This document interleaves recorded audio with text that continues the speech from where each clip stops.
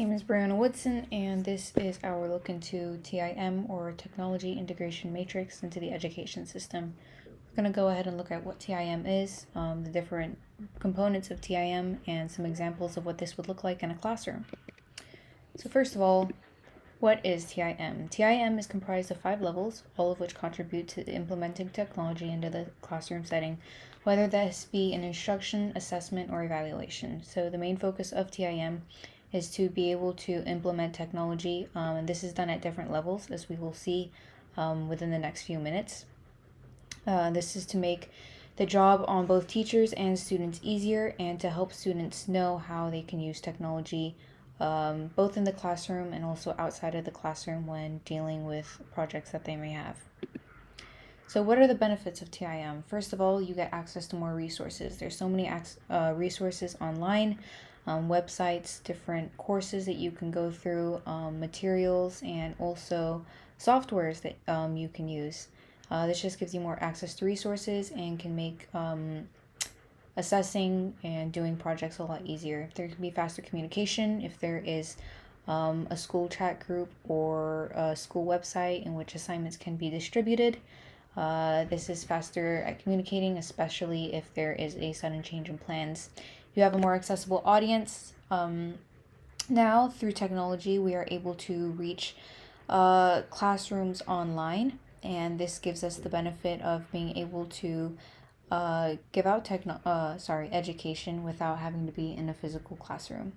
There's improved performance. There have been studies where children who use certain softwares actually perform better than students who don't. There's deeper connection to the material being taught, especially because we live in a digital world. Students have access and are using technology a lot more than in previous years. So being able to use a medium that they are familiar with, it helps there to become a deeper connection with the material being taught.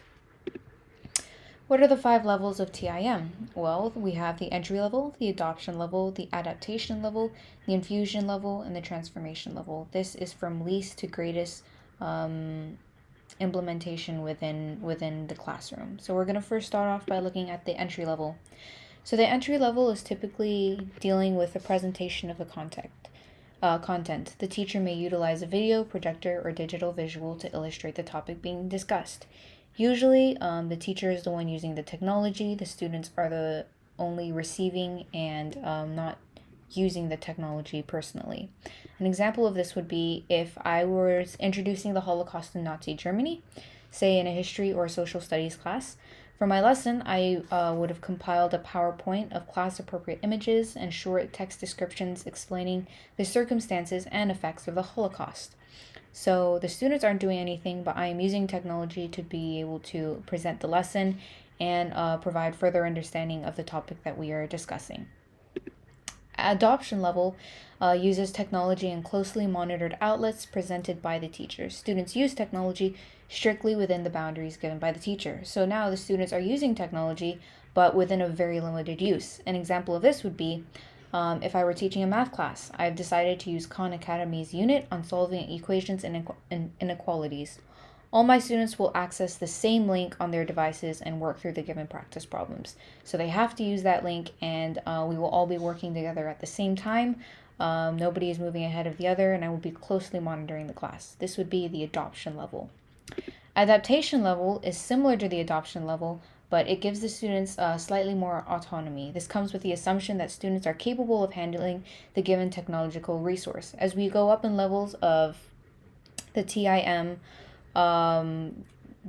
components, usually older students and students that have had more experience with technology will be able to use technology in their education more.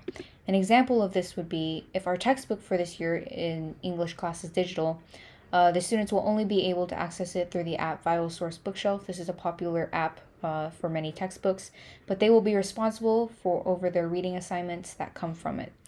So the students are given the textbook. They only have access to this textbook, and they will not be allowed to go on to other websites or resources but they are still responsible over the specific reading materials that I have assigned over them.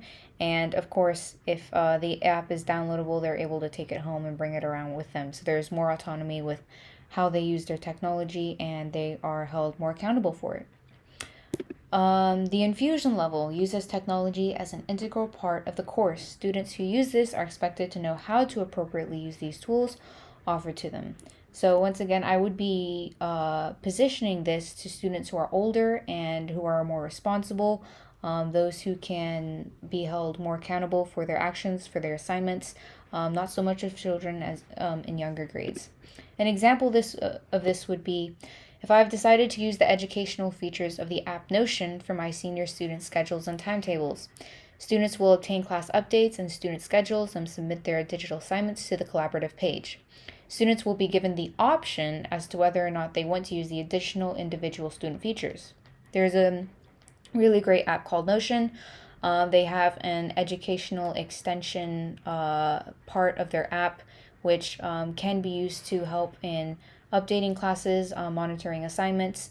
So, and in the infusion level, I would have certain parts of it that students must do, but then there would also be other optional parts of the Notion educational part, which students will decide whether or not they want to take use of that.